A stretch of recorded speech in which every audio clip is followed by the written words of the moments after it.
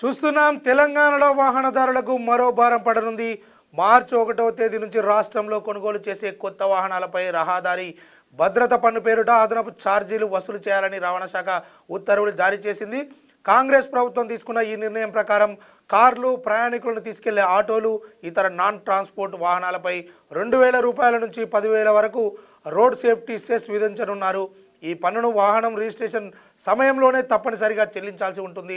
Road భద్రతా చర్యలను బలోపేతం చేయడం, ప్రమాదాల నివారణ కోసం అవసరమైన మౌలిక వసతుల అభివృద్ధికి నిధులను వినియోగించనున్నట్లు ప్రభుత్వం పేర్కొంది. ఈ నిర్ణయంతో రాష్ట్రానికి ఏడాదికి సుమారు 270 కోట్ల రూపాయల అదనపు ఆదాయం లభిస్తుందని అంచనా వేస్తున్నారు అధికారులు. అయితే ఇప్పటికే వాహనాల ధరలు, ఇన్సూరెన్సు, రిజిస్ట్రేషన్ ఛార్జీలతో భారంగా ఉన్న వినియోగదారులకు ఇది మరో ఆర్థిక భారం కాదా అనే చర్చ కూడా మొదలైంది.